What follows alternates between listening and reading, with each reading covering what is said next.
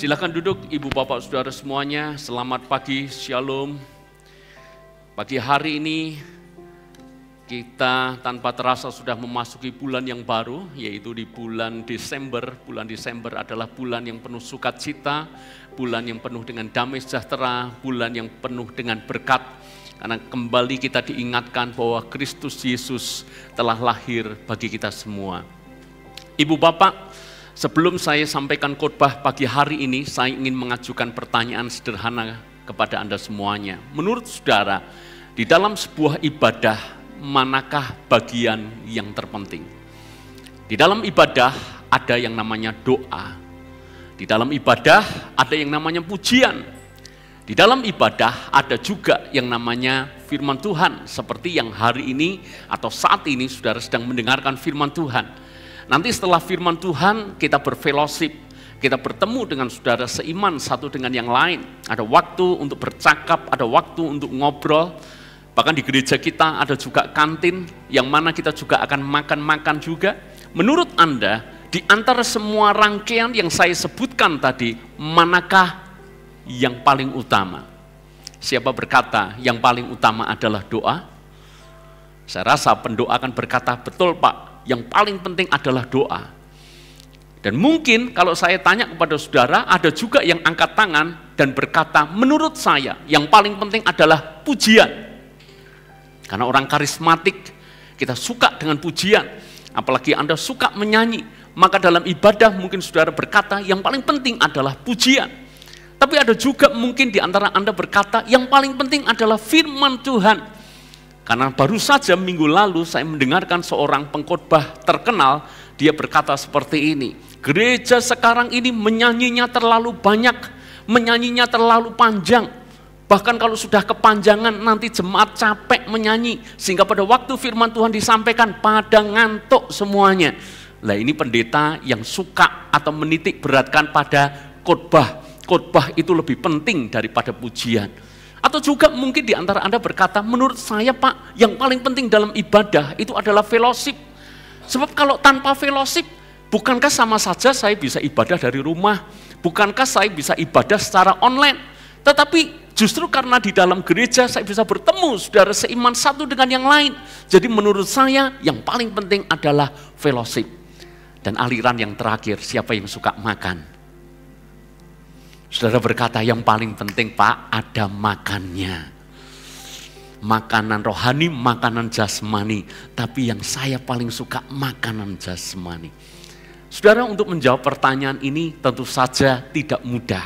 Karena kalau memang saya florkan, mungkin bisa terjadi perpecahan satu sama lain. Tahukah saudara, Yesus pernah dihadapkan situasi yang sama. Yesus harus menjawab di antara banyaknya pilihan, dia harus menjawab dan digiring dengan jawaban mana yang paling utama.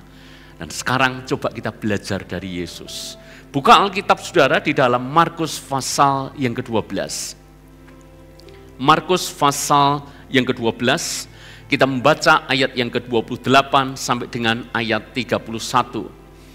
Saya bacakan buat saudara semuanya, Markus 12 ayat yang ke-28 sampai 31. Lalu seorang ahli Taurat yang mendengar Yesus dan orang-orang Saduki bersoal jawab dan tahu bahwa Yesus memberi jawab yang tepat kepada orang-orang itu, datang kepadanya dan bertanya, hukum manakah yang paling utama? Stop di sini dulu. Pada waktu itu di Israel mereka memegang keras yang namanya ajaran Taurat. Ada 10 perintah Allah, kita semuanya tahu.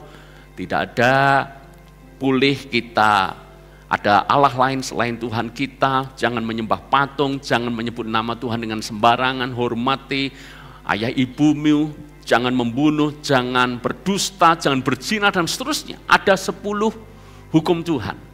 Tetapi selain 10 hukum Tuhan, masih ada juga aturan-aturan Taurat yang sangat detail. Tidak boleh ini, tidak boleh itu. Kalau mau melakukan ini, syaratnya harus ini, dan seterusnya. Sehingga di dalam budaya orang Yahudi, buat mereka yang benar-benar mengikuti Taurat, itu ada 10 perintah Allah plus 615 ketetapan Taurat yang harus mereka penuhi. Yesus digiring dengan pertanyaan, di antara 10 plus 615 ini, menurutmu mana hukum yang utama? Ini mirip dengan pertanyaan saya di awal. Dalam satu ibadah, mana yang terpenting? Doakah, pujiankah, firman Tuhankah, fellowshipkah, dan seterusnya. Kita pun sulit untuk menjawab. Kalau kita menjawab ini, kita akan dimarahi pihak yang berseberangan. Kalau kita berkata yang ini, nanti yang lain tidak setuju dan seterusnya. Karena masing-masing punya pandangan sendiri. Yesus dihadapkan pilihan yang sulit. Sebab kalau Yesus keliru jawab, maka dia akan dimusuhi oleh banyak orang. Tapi hebatnya Yesus, mari kita belajar, hikmatnya luar biasa. Yesus tahu pertanyaan ini bukan pertanyaan biasa. Bukan pertanyaan dari orang yang tidak tahu. Atau bukan pertanyaan dari orang yang memang cari informasi. Ini pertanyaan orang yang mencobai. Ini pertanyaan dari orang yang ingin mempersalahkan. Yesus digiring, disuruh memilih di antara 10 bahkan 615 ketetapan Taurat, mana yang paling utama? Mari kita mendengarkan jawaban Yesus. Ayat yang ke-29. Jawab Yesus, hukum yang terutama ialah, dengarlah hai orang Israel, Tuhan Allah kita, Tuhan itu Esa. Kasihilah Tuhan Allahmu dengan segenap hatimu, dan dengan segenap jiwamu, dan dengan segenap akal budimu, dan dengan segenap kekuatanmu. Dan hukum yang kedua ialah, kasihilah sesamamu manusia seperti dirimu sendiri. Tidak ada hukum lain yang lebih utama daripada kedua hukum ini. Lihat, Yesus mencoba digiring menurut apa yang mereka mau. Tapi Yesus hikmatnya membuat berpikir out of the box. Keluar dari kotak pemikiran. Dan jawaban Yesus tidak pernah disangka-sangka oleh mereka. Kalau mereka berbicara mana yang paling prioritas, Yesus menjawabnya adalah mana yang paling esensi. Kalau bicara mana yang utama, berarti ada yang utama, ada yang kurang utama. Mana yang penting, berarti ada yang terpenting, kepentingannya biasa, ada yang tidak penting. Yesus tidak mau digiring dengan jawaban salah satu di antara seluruh ketetapan itu. Tapi Yesus menjawab dengan hal yang paling esensi, hal yang paling mendasar itu apa? Dan jawaban ini membungkam orang-orang Farisi. Yesus berkata, inilah yang paling penting, inilah yang paling utama. Kasihilah Tuhan Allahmu dengan segenap hatimu, dengan segenap jiwamu, dengan segenap akal budimu, dengan segenap kekuatanmu. Dan kasihilah sesamamu manusia seperti dirimu sendiri. Seluruh hukum Taurat itu ada pada kedua hukum ini. Di bulan ini saya ingin mengajak Anda memahami hukum yang terutama. Kalau Anda ingin belajar seluruh isi Taurat, sesungguhnya apa yang kita dapati di seluruh ketetapan Taurat itu disarikan hanya dari dua hal saja. Kasihi Tuhan Allahmu dan kasihi sesamamu seperti dirimu sendiri. Hari ini saya ingin mengajak Anda belajar tentang bagaimana mengasihi Tuhan Allah kita. Dengan segenap hati, dengan segenap jiwa, dengan segenap akal budi, dan dengan segenap kekuatan. Siap belajar Ibu Bapak Saudara? Mari kita belajar bersama-sama. Yang pertama, pemikirannya seperti ini. Kasih bukanlah kasih kalau tidak dilakukan dengan tindakan nyata. Setuju? Saudara tidak bisa mengatakan aku mengasihi, tetapi kita tidak pernah lakukan sesuatu kepada orang itu. Saudara tidak bisa mengatakan aku care, aku peduli, aku mengasihi, tapi belum pernah kita melakukan pengorbanan, bahkan pengorbanan sekecil apapun belum pernah kita lakukan. Kalau kita mengatakan kasih atau mengasihi, tetapi kita tidak pernah melakukan, sesungguhnya kasih kita hanyalah kasih di perkataan. Dan kasih di perkataan bukanlah kasih. Kalau Anda pernah mendengar orang berkata, kasihan ya orang itu. Kalau orang itu hanya sebatas berkata kasihan orang itu, tapi tidak pernah melakukan satu tindakan apapun, maka orang itu belum bisa disebut mengasihi.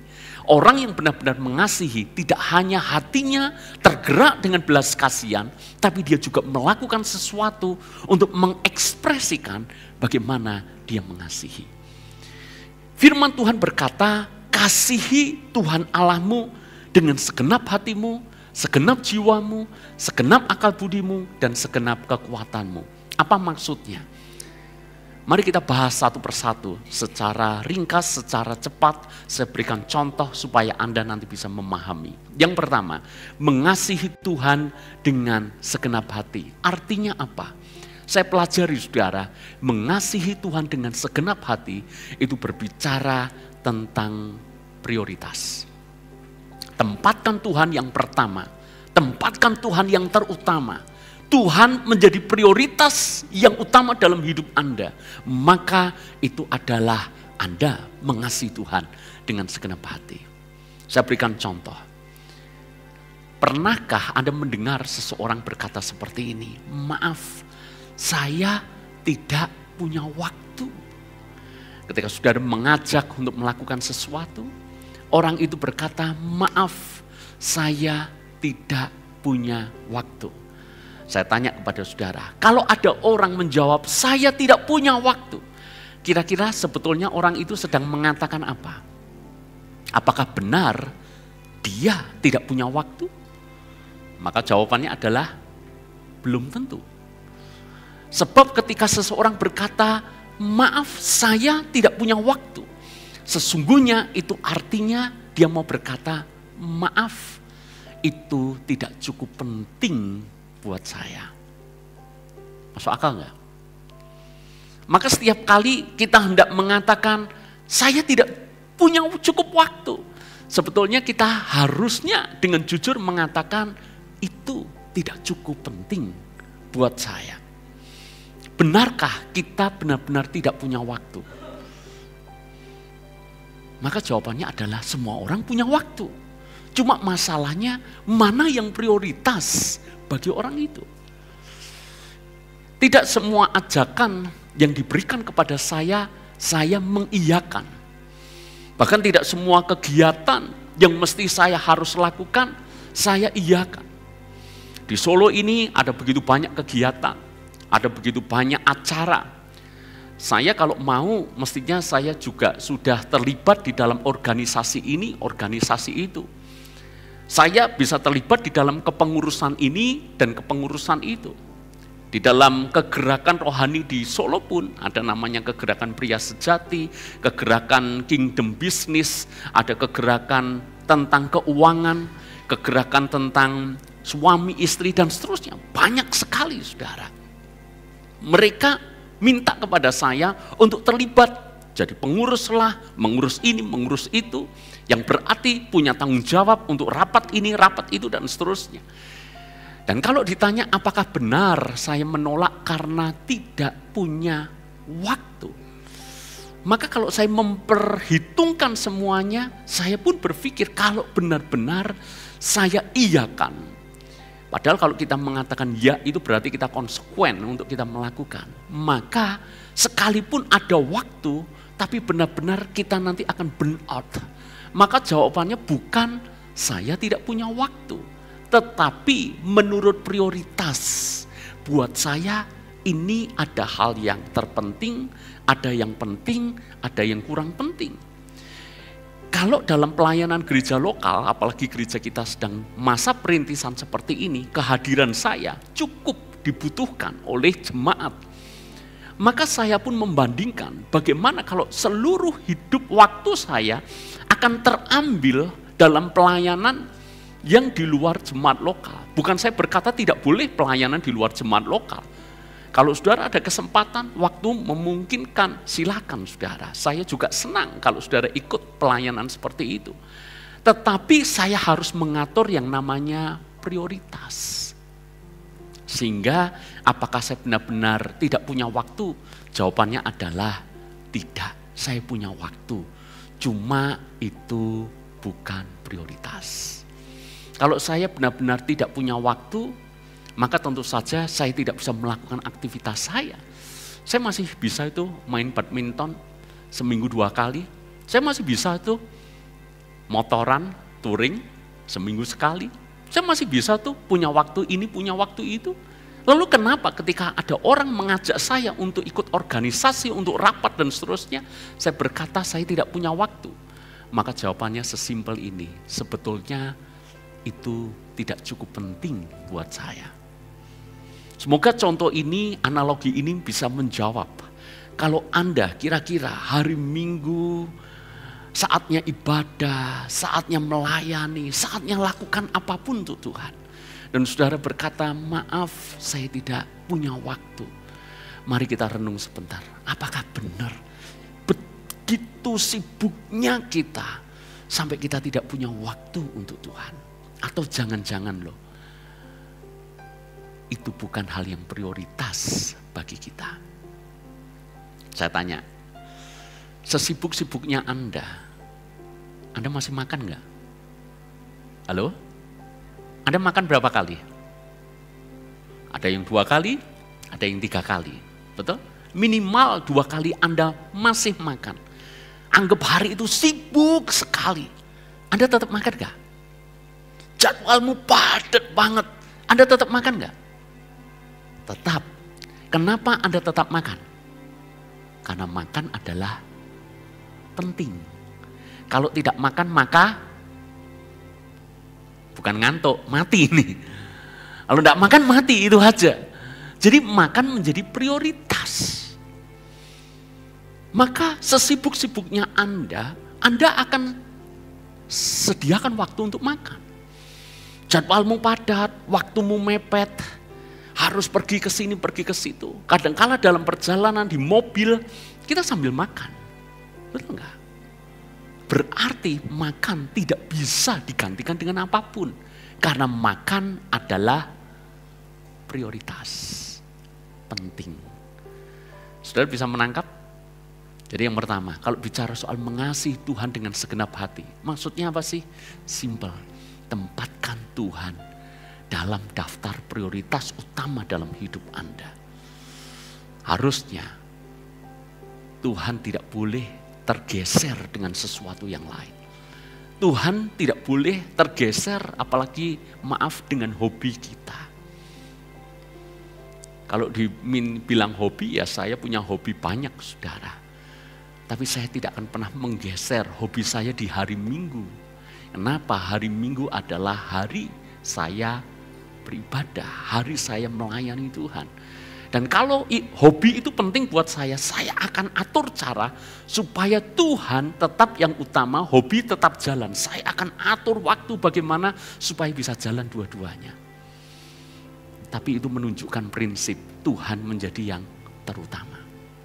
Amin. Hal yang kedua, Alkitab tadi berkata, kasihilah Tuhan dengan segenap hatimu. Dan yang kedua, kasihilah Tuhan dengan segenap jiwamu. Apa artinya? Kenapa dibedakan antara hati dan jiwa? Saya memberikan gambaran yang sederhana soal jiwa, jiwa atau soul. Contoh pemain musik.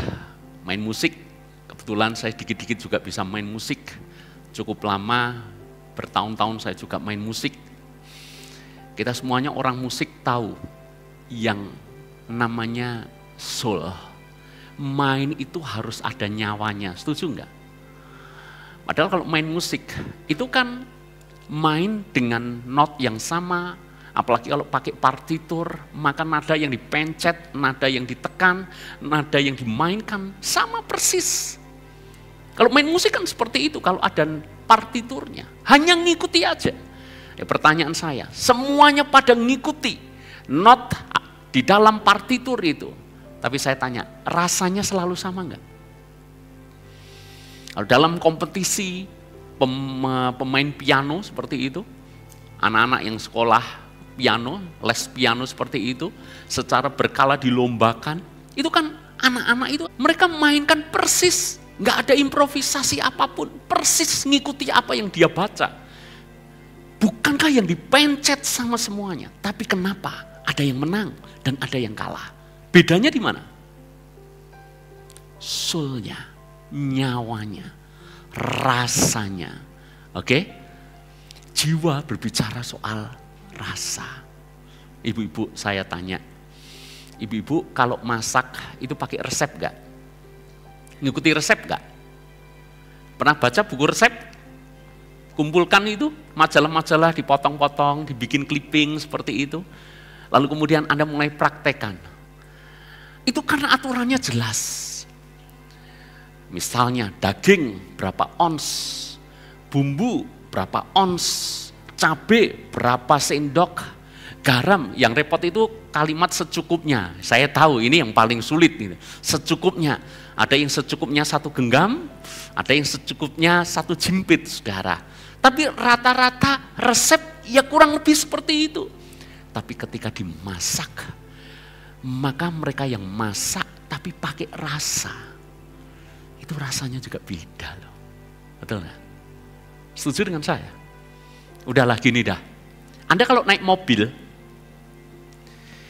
mobil dikendarai atau drivernya itu orang yang enak bawa mobilnya atau enggak enak, itu kerasa enggak?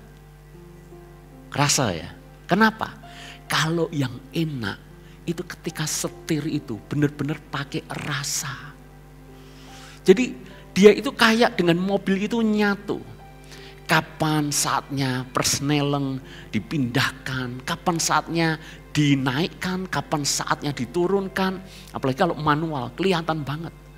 Saya pernah itu naik mobil dengan teman. Teman saya ini kalau dibilang bertahun-tahun bawa mobil setir, iya.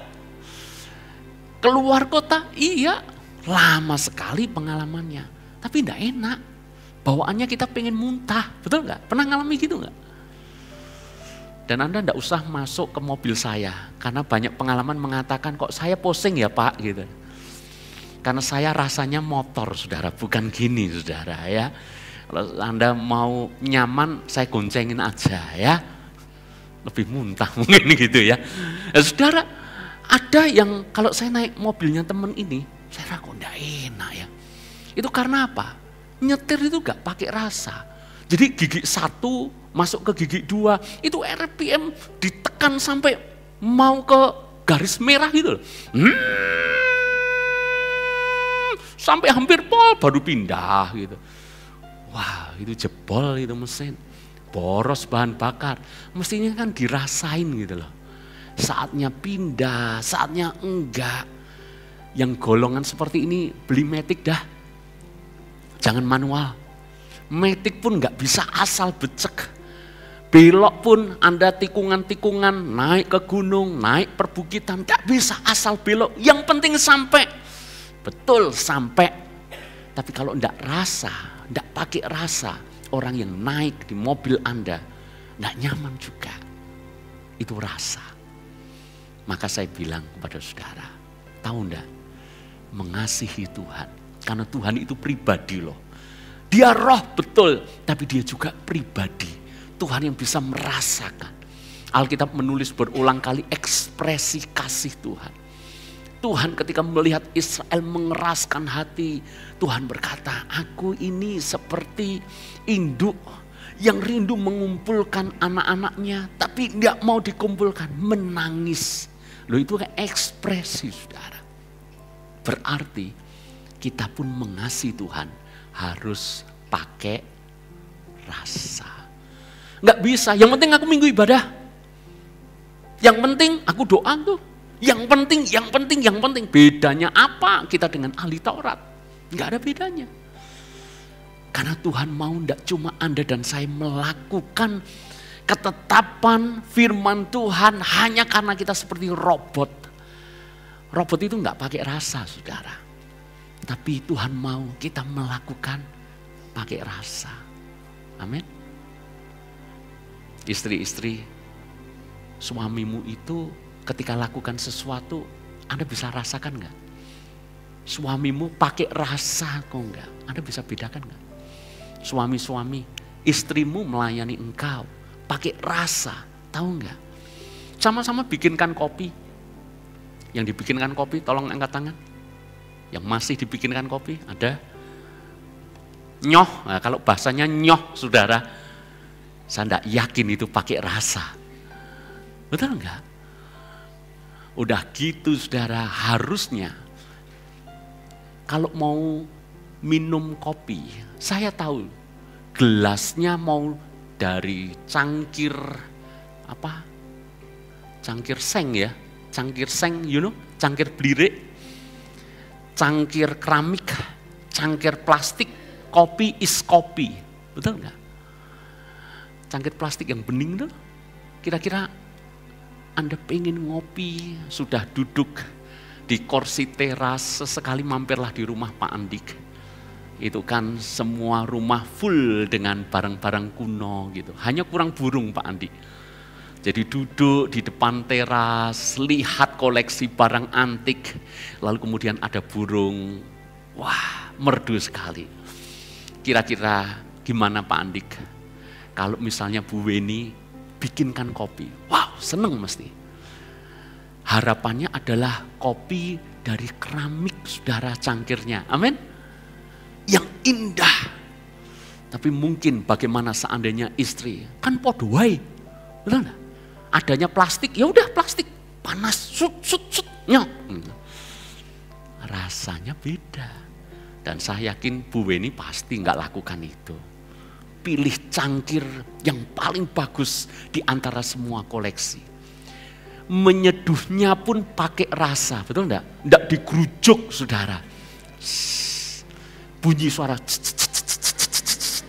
asapnya kelihatan. Wah, itu Pak Andi itu udah, wah, selera minum kopinya udah enggak bisa ditahan lagi.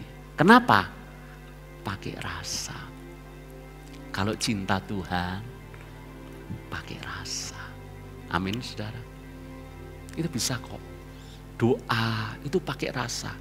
Doa yang pakai rasa dan tidak punya rasa itu beda. Kalau doa tidak pakai rasa, Tuhan berkati Tuhan. Aku mau ini Tuhan, aku pengen ini Tuhan. Tolong Tuhan, tolong Tuhan. Tapi kalau Tuhan, loh itu kan sudah beda. Gitu enggak? Sama-sama minta Tuhan. Aku ini bergumul soal ini. Kalau boleh ya Tuhan. Loh, saya itu berulang kali membuktikan. Nek doa tidak ngotot. Tapi doanya pakai rasa. Tuhan, duitku habis loh Tuhan. Serius loh saudara, saya pernah kesaksian kan. Besok bayar cicilan tanah 250 juta. Tidak ada sama sekali saldo. Saya doa Tuhan, itu pagi-pagi saudara. Mau touring itu, saya ingat persis itu hari Sabtu. Tuhan, hari ini hari terakhir Tuhan, harus bayar. Dan kami sudah tidak punya duit Tuhan. Pakai rasa, mintanya pakai rasa gitu. Itu surga itu gogrok hatinya saudara. Amin. Di tengah perjalanan, waktu touring segala macam, jam 10-an lah kira-kira. Ada satu jemaat mengatakan, Pak, cicilan hari ini sudah ada atau belum? Saya berkata belum, pakai uang saya dulu. Wah, hari itu pagi minta, jam 10 dapat saudara. Pakai rasa. Amin. Setuju dengan saya? Ayo melayani pakai rasa. Memberi pakai rasa. Memberi itu supaya berkenan di hadapan Tuhan itu tidak cuma sekedar beri. Saya berulang kali cerita. Izinkan sekali lagi cerita karena banyak jemaat baru kan. Istri saya punya kebiasaan. Kalau mau berikan persembahan saudara, itu selalu pilihkan uang terbaik. Istri saya paling suka itu kalau dapat uang baru. Jadi bila-bilain tuker dengan uang baru. Gunanya apa? Dikumpulin, bukan dikoleksi saudara. Tapi kalau kolekte, kasih persembahan, masukkan uang baru. Kalau uang baru habis, di antara pecahan itu mana yang paling bagus, diambil, dipilih. Saya tanya, nilainya sama enggak sih? Sama enggak? Sama. Tapi dengan kita pilihkan yang terbaik, kita angkat di hadapan Tuhan, itu memberi ada rasanya saudara. Amin. Yuk sama Tuhan yang penuh rasa. Melayani Tuhan pakai rasa. Jangan asal melayani. Kita pengen tahu maunya Tuhan apa. Saya khotbah itu berulang kali loh. Ganti topik menjelang naik mimbar. Minggu kemarin saya pelayanan di Sragen, saudara. Saya sudah siapkan satu khotbah. Ayo ketika nyanyi, ketika memuji, Tuhan itu kayak bicara sesuatu kepada saya. Jangan sampaikan yang itu. Oh Tuhan udah persiapan ini. Enggak, sampaikan yang ini. Karena ini kebutuhan jemaat, ini butuhnya ini. Saya langsung saudara cari mana yang cocok. Cari ayatnya dan seterusnya. Mungkin bisa dikatakan itu khotbah tanpa persiapan. Betul, karena saya mempersiapkan topik yang lain. Tapi saya cuma mau, saya melayani itu kan pakai rasa maunya. Apa yang Tuhan mau, itu yang saya sampaikan. Bukan apa yang saya mau. Amin. Ya pemimpin pujian, milih lagu pakai rasa saudara. Setuju dengan saya enggak? Doa loh, serius. Doa, Tuhan. Ini tema bulanannya ini, saya kira-kira nyanyi lagu apa ya? Kalau Anda lakukan semuanya dengan rasa, pelayananmu pasti jadi berkat buat jemaat. Yang ketiga, mengasihi Tuhan dengan segenap akal budi. Apalagi ini, hati sudah, jiwa sudah, sekarang akal budi. Tidak tahukah Anda, berulang kali di dalam Alkitab, Tuhan menekankan pentingnya memahami firman dengan akal budi. Secara cepat saya sitir beberapa kali perkataan Yesus yang mengatakan, tidakkah kamu tahu? Tidakkah kamu baca? Berarti apa? Tuhan menghendaki kita membaca. Berarti Tuhan menghendaki kita tahu. Jadi melakukan sesuatu dengan pengetahuan. Bukan asal-asalan. Lalu kemudian Paulus juga melakukan hal yang sama dalam suratnya kepada jemaat yang dia tujukan. Berulang kali Paulus juga berkata, tahukah kamu? Tahukah kamu? Mengertikah kamu? Filipus, dia menginjil kepada sida-sida di Ethiopia. Diperintahkan Tuhan. Filipus bertemu dengan sida-sida ini.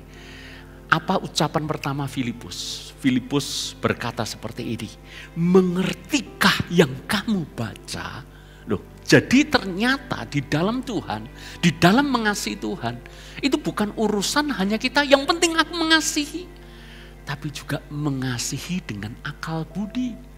Mengasihi karena kita tahu dia layak untuk kita kasihi. Cinta itu bukan sekedar rasa loh. Tapi cinta itu juga melibatkan akal budi dan logika. Setuju dengan saya enggak? Anak-anak muda ya, perhatikan saya baik-baik. Kalau Anda jatuh cinta, saya tahu rasa itu mendominasi pikiranmu, mendominasi hatimu. Tapi jangan matikan logika. Sebab almarhum Gombloh pernah menulis sebuah syair. Orang kalau jatuh cinta, maka tai kucing pun rasa coklat. Generasi old tahu lagu ini ya, betul nggak? Ya kalau zaman kekinian mungkin tai kucing rasa stroberi, cappuccino dan seterusnya. Tapi itulah orang kalau jatuh cinta, nalar logikanya berkurang. Nanti setelah menikah kebalik, mulai hitung-hitungan, loh aku kelihatannya rugi menikahi ini. Aku sangka kaya, ternyata juga nggak kaya-kaya amat, malah tombok defisit ini. Kenapa tidak awal Anda pastikan Anda cinta dengan rasa, tapi juga Anda cinta dengan logika. Kalau ini sudah match, saya yakin cintamu itu mantap. Kenapa? Ketika kita mencintai dengan logika, itu artinya pemahaman kita itu utuh. Kenapa kita perlu mencintai Tuhan dengan segenap akal budi? Supaya cintamu kepada Tuhan tidak digoyahkan dengan apapun. Karena Anda mengenal Tuhan lebih dari apapun. Setuju dengan saya? Alasan kenapa Tuhan berkata, kasihi Tuhan dengan akal budimu. Supaya kita benar-benar mengenal Tuhan secara mendalam. Kalau kenal saudara dengan Tuhan mendalam, maka Anda tidak mudah diombang-ambingkan. Karena Anda mengerti. Orang yang tidak tahu itu gampang sekali dibelokkan dan disesatkan. Kira-kira kalau ada orang yang tidak dikenal, dia berkata kepada saya, kalau mau ke arah Mojosongo, itu lewatnya sini, bukan situ. Kira-kira saya meresponinya gimana? Saya ketawa dong. Kenapa? Mojosongo itu rumah saya. Mojosongo itu daerah kekuasaan saya. Amin. Betul nggak? Loh, saya hafal. Setiap gang saya hafal. Saya tahu. Karena saya tahu, saya tidak bisa disesatkan. Saya tahu, saya tidak bisa dibelokkan. Coba pikirkan baik-baik. Maaf ya. Orang yang gampang ketipu. Orang yang gampang dibelokkan. Orang yang gampang dipengaruhi. Orang yang gampang dicuci otak, diindoktrinisasi. Kebanyakan loh, maaf. Mereka secara pendidikan itu pendidikannya rendah. Kenapa? Tidak punya pemahaman yang benar. Maka begitu diiming-imingi saudara, mudah sekali kepincut. Sama Tuhan sama. Ada orang teriak-teriak, Hosana, Hosana, terpujilah dia yang datang dalam nama Tuhan. Ketika Yesus masuk ke Yerusalem. Tapi beberapa waktu kemudian, orang yang teriak-teriak, Hosana, Hosana, kemudian dia berganti teriak, salibkan dia, salibkan dia. Kenapa cintanya gampang berubah? Sederhana, karena tidak punya pengenalan yang benar, tidak punya pengenalan yang dalam akan Tuhan. Makanya jemaat, mari bertumbuh, cinta Tuhan, tapi cinta karena kita mengenal Tuhan secara dalam. Makanya baca firman Tuhan, pelajari firman Tuhan. Puji Tuhan, program Bible Everyday telah selesai. Saya harap saya tanya ini semuanya angkat tangan. Siapa yang telah menyelesaikan membaca Alkitab dari Kejadian sampai Wahyu dan mengikuti program Bible Everyday? Tolong angkat tangan supaya itu jadi sukacita saya.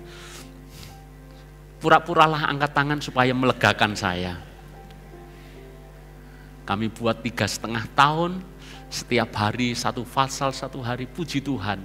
Paling tidak, kalaupun Anda mungkin sedikit yang angkat tangan, penghiburan saya yang pertama, mama saya, mana mama saya? Mama saya itu dari dulu pengen selesaikan Alkitab saudara. Dan ketika ada program ini, mama saya semangat sekali untuk membaca Alkitab. Saya kalau pagi-pagi belum share link, pasti ditelepon oleh mama saya. Dan mama saya selalu ngomongnya seperti ini. Bukan ngomong pesimis ya, tapi dia, aku bisa selesai enggak ya? Umurku bisa nyampe enggak ya? Dan kami anak-anaknya selalu mengatakan, pasti bisa, pasti bisa. Saya tahu program Bible Everyday, baca Alkitab ini membuat mama saya umur panjang. Amin. Nanti Januari 80 tahun loh saudara. Sehat, sesehat anaknya. Berarti kan luar biasa. Umurnya 80, masih segar itu. Kenapa? Cinta firman. Nah itu penghiburan saya. Bahkan mama berkata, nanti kalau sudah selesai pembacaan Alkitab utuh, kita syukuran. Nanti saya yang traktir. Saudara, ini mama saya pengen traktir anak-anaknya. Bukan merayakan ulang tahunnya, karena selesaikan baca Alkitab. Itu penghiburan buat saya. Sejujurnya loh, kadang-kala saya juga jenuh bikin program itu saudara. 3,5 tahun dan kadang-kala jemaatku ngikuti semua ndak ya. Waduh itu kadang-kala rasanya kayak jenuh gitu. Tapi begitu saya jenuh, saya ingat mama saya semangat loh. Ada satu jemaat juga, puji Tuhan itu kabar baik buat saya. Dia menyelesaikan pembacaan Alkitab, komitmen saya mau baca dari Kejadian sampai Wahyu. Dia kalau tidak salah sampai kitab apa? Esra gitu. Lalu kemudian muncullah program Bible Everyday. Kemudian dia tanya kepada Ibu Gembala, "Lah ini gimana ini?" Ya terserah kalau kamu mau lanjut, padahal program Bible Everyday baru di kitab Kejadian. Lah nanti kamu nggak sinkron gitu. Akhirnya dia ngulangi dari awal, dari Kejadian. Tapi puji Tuhan, kemarin dia share ke kami, menyelesaikan juga. Semoga semuanya juga melakukan hal yang sama. Yang selesai tidak selesai katakan amin. Ya, lega saya. Harus kenal Tuhan. Cintamu nanti kuat dan mendalam. Yang ketiga, yang terakhir saya selesai di sini. Yang keempat, maaf. Yang pertama, mengasihi Tuhan dengan segenap hati. Yang kedua, mengasihi Tuhan dengan segenap jiwa. Yang ketiga, mengasihi Tuhan dengan segenap akal budi. Yang keempat, mengasihi Tuhan dengan segenap kekuatanmu. Artinya apa? Simple. Karena waktu terbatas. Apa sih kekuatan kita? Waktumu adalah kekuatanmu. Anda punya waktu. Berarti ketika Anda mempersembahkan waktumu untuk Tuhan, Anda selalu punya waktu untuk Tuhan. Anda punya waktu untuk berdoa, Anda punya waktu untuk baca firman, Anda punya waktu untuk beribadah, Anda punya waktu untuk melayani Tuhan. Itu artinya Anda mengasihi dengan segenap kekuatanmu. Apalagi talentamu, itu kekuatanmu. Potensimu, itu kekuatanmu. Jadi jangan sampai gunakan talentamu, potensimu untuk sesuatu yang tidak berkontribusi bagi kerajaan Allah. Saya kadang-kala sedih melihat anak Tuhan, dipercaya Tuhan dengan potensi yang besar, tapi tidak digunakan untuk kemuliaan nama Tuhan, tapi justru digunakan untuk kemuliaan dirinya sendiri. Beberapa penyanyi terkenal di dunia ini, itu beberapa di antaranya adalah anak pendeta, saudara. Mengawali dari menyanyi di gereja. Whitney Houston, ini kan diva dunia. Dulunya dia singer di gereja, penyanyi di gereja, mengawali sesuatu untuk Tuhan. Tetapi akhirnya tidak lagi untuk Tuhan, tapi untuk diri sendiri, untuk kemuliaan diri sendiri. Dan akhirnya meninggal dengan keadaan yang menyedihkan. Potensimu, talentamu, gunakan untuk Tuhan. Yang cermat untuk berpikir, yang suka organisasi, dan Anda punya kemampuan untuk berorganisasi. Ayo, datang kepada kami, Pak, saya bisa support apa. Ada yang punya talenta, mendesain, seni, ayo lakukan bagian saudara. Anda punya potensi untuk nyanyi, nyanyi untuk Tuhan. Anda suka bicara, Anda pinter bicara, di depan umum Anda nyaman untuk bicara, gunakan untuk Tuhan. Semuanya gunakan untuk Tuhan. Anda bisa masak, jangan simpan talentamu untuk dirimu sendiri. Ayolah, masakan sesuatu untuk gembalamu. Yang mau katakan amin? Enggak lah, maksudnya untuk jemaat rame-rame. Ayo, lakukan semuanya untuk Tuhan. Apalagi waktu, potensi, talenta, harta kita, uang kita. Saya mengajar saudara karena kami juga mempraktekkan hal yang sama. Mengasihi dengan segenap kekuatan. Kami punya apa? Memang gereja butuh, pekerjaan Tuhan butuh. Lakukan apa yang menjadi bagian kita. Itu mengasihi dengan segenap kekuatan. Dengan segenap tenaga. Mungkin ada yang berkata, Pak, saya bisanya bantu dengan tenaga saya. It's okay, saudara. Apapun itu, lakukan untuk Tuhan. Itu artinya mengasihi dengan segenap kekuatan kita. Orang yang mengasihi Tuhan itu terlihat jelas dari apa yang dia lakukan. Hari ini kita sudah belajar 4 hal. Yang pertama, kasihi Tuhan dengan segenap hatimu. Artinya, atur Tuhan menjadi prioritas utama dalam hidup. Yang kedua, kasihi Tuhan dengan segenap jiwamu. Artinya adalah Anda mulai ekspresikan imanmu dengan rasa. Cintai Tuhan dengan rasa. Layani Tuhan dengan rasa. Kenali Tuhan dengan rasa. Yang ketiga, kasih Tuhan dengan segenap akal budimu. Artinya memiliki pengenalan dan pemahaman yang dalam tentang Tuhan. Dan yang terakhir, kasih Tuhan dengan segenap kekuatanmu. Apa yang ada pada kita, semuanya juga miliknya Tuhan. Mari persembahkan untuk Tuhan. Semoga ini bisa jadi berkat buat kita semuanya. Tuhan memberkati. Mari kita bangkit berdiri bersama-sama.